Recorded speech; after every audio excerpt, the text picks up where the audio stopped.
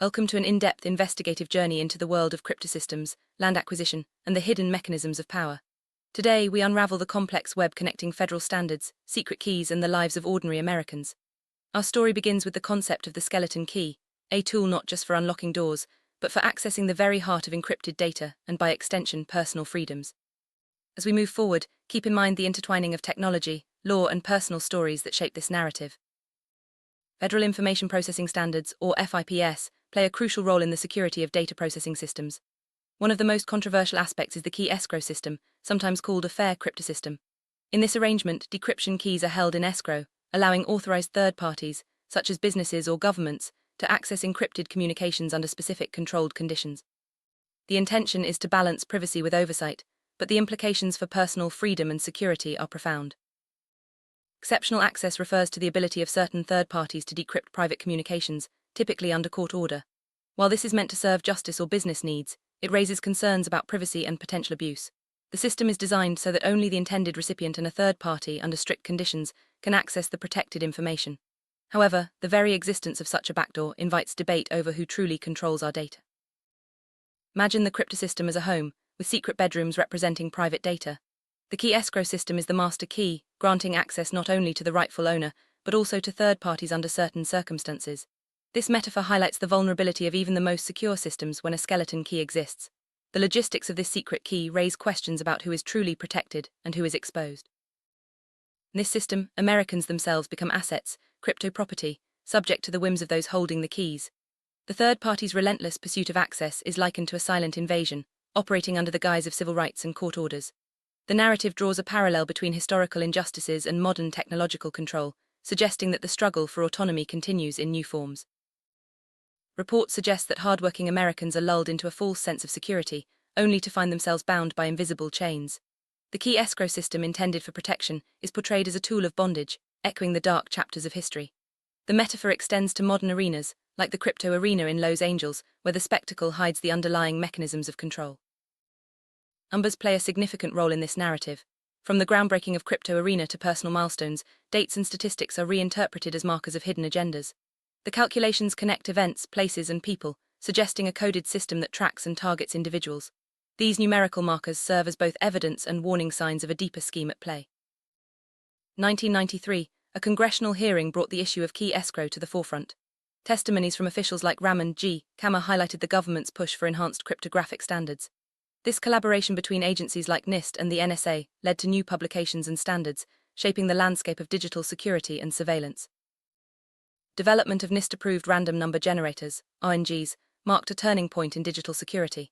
These RNGs are essential for generating cryptographic keys and digital signatures. The timeline from the Computer Security Act of 1987 to the launch of new standards in the late 1990s reflects the rapid evolution of technology and the increasing complexity of securing information. Narrative intertwines public events with personal histories.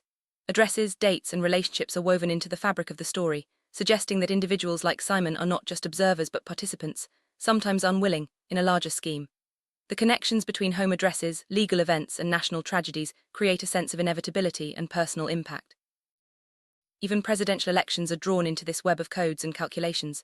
The dates and outcomes are linked to cryptosystem standards and personal milestones, reinforcing the idea that nothing is coincidental.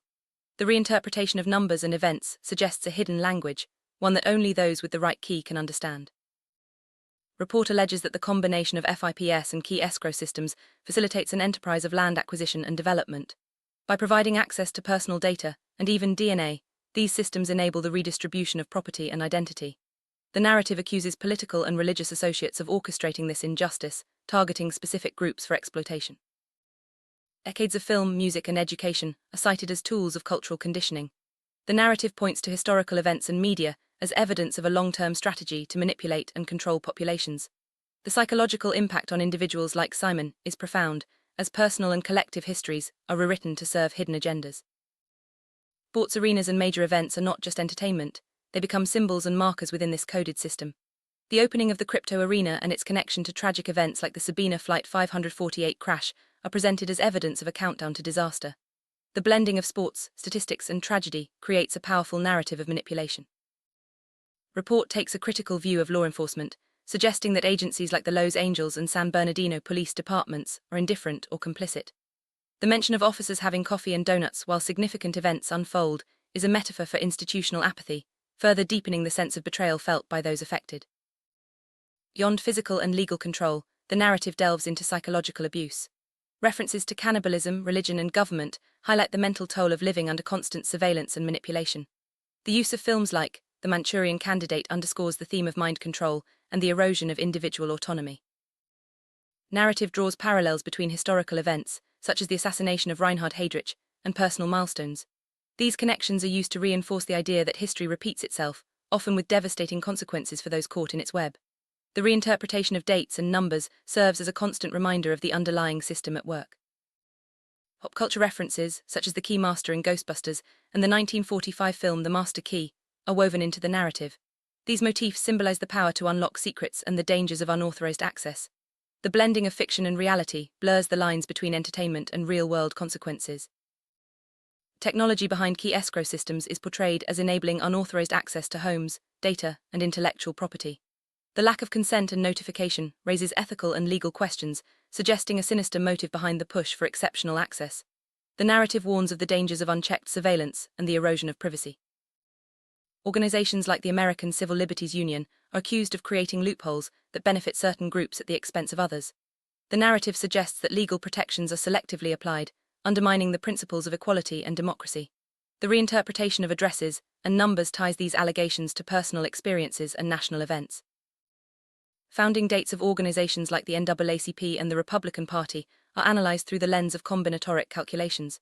These codes are presented as evidence of a hidden system that tracks and influences major events.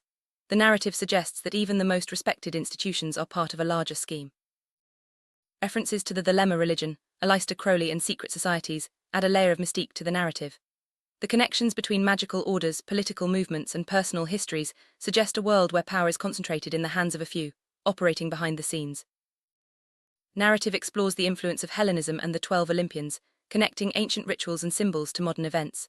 Family ties, such as Simon's paternal grandmother Helen, are woven into the story, reinforcing the idea that personal and collective histories are deeply intertwined.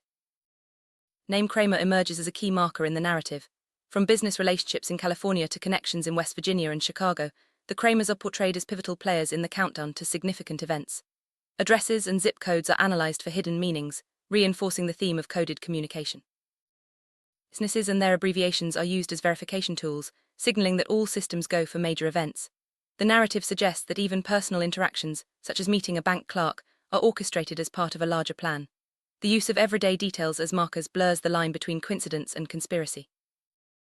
Exploitation of DNA is linked to the broader agenda of reparations and civil rights. The narrative accuses political movements of using DNA as a tool for revenge and control, targeting individuals and groups for exploitation. The blending of personal and collective histories creates a sense of vulnerability and injustice. Legacy of colonialism is invoked to explain the ongoing struggle for power and control. The narrative suggests that the successors of the British monarchy continue to exert influence through hidden courts and escrow keys. The struggle for autonomy and representation is framed as a continuation of historical battles. Americans are portrayed as being forced into classes, with individual rights replaced by collective representation. The narrative criticizes the abolitionist and reparations movements for undermining constitutional privileges, suggesting that true equality has been replaced by a system of exploitation. Films like The Manchurian Candidate are cited as examples of psychological conditioning used to prepare individuals for exploitation. The narrative suggests that the entertainment industry is complicit in shaping public perception and reinforcing hidden agendas. The use of film as a tool for control is a recurring theme. The timeline of DNA exploitation is traced back to Simon's birth in 1961, with waves of interest from various groups. The narrative alleges connections to European monarchies and political figures, suggesting that personal identity is both a target and a tool in the struggle for power. The entertainment industry is portrayed as being under the control of an invasive cult, using music and film to further its agenda. The narrative points to specific events and individuals as evidence of a coordinated effort to manipulate and exploit. The blending of personal and public events reinforces the sense of a pervasive system. Rock band Kiss and their farewell tour are analyzed for hidden codes and markers. Dates, numbers, and events are reinterpreted as evidence of a countdown to major events like 9/11. The narrative suggests that popular culture is used to signal and verify the progress of hidden agendas. Even the structure of presidential terms is linked to coded events and personal markers. The narrative draws connections between political cycles, personal branding, and national tragedies, suggesting a system where nothing is left to chance. Statistical data is used to verify the existence of a hidden code. The repetition of numbers and patterns across different events is presented as evidence of a coordinated system. The narrative emphasizes the importance of recognizing these patterns to understand the true nature of control. The personal cost of being used as a marker in this system is highlighted. Simon's injuries and losses are described as irreparable, the result of forced service and denial of constitutional rights. The narrative calls attention to the human impact of abstract systems and hidden agendas. The concept of the serial brain, transmitting signals, is introduced, symbolizing the ongoing search for truth and understanding. The narrative suggests that even the most outlandish ideas may contain a kernel of truth, urging viewers to question and investigate. Recent events, such as Elon Musk's decision to move SpaceX headquarters, are analyzed for their symbolic and practical implications. The narrative connects legislative changes, secret societies, and the tracking of individuals to broader themes of control and surveillance. The tracking of students and individuals is portrayed as a continuation of the surveillance that has affected Simon since birth. The narrative warns of the dangers of unchecked monitoring and the loss of privacy in the digital age.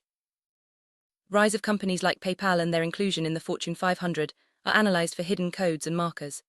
The narrative connects corporate milestones to personal histories and national events, suggesting a system where business success is intertwined with coded signals. The SpaceX Polaris Dawn mission is examined for its symbolic significance. Dates, times, and mission details are reinterpreted as part of a larger code, connecting space exploration to personal and national milestones. Historical disasters like the Deepwater Horizon explosion and failed rocket launches are linked to the narrative through combinatoric calculations.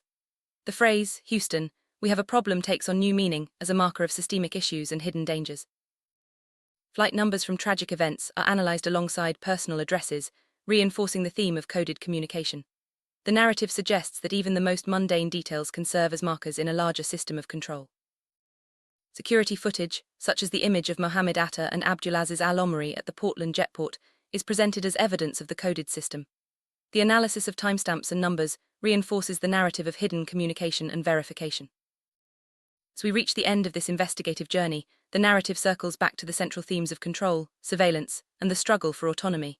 The evidence presented, both statistical and anecdotal, paints a picture of a world where hidden systems shape our lives in ways we may never fully understand. The call to remain vigilant and question the status quo is more relevant than ever. In closing, this report urges viewers to look beyond the surface, to recognize the patterns and question the narratives presented to them. Whether or not every connection is intentional, the accumulation of evidence demands attention. The story of Simon and the skeleton key is a reminder that the search for truth is ongoing, and that awareness is the first step toward reclaiming autonomy.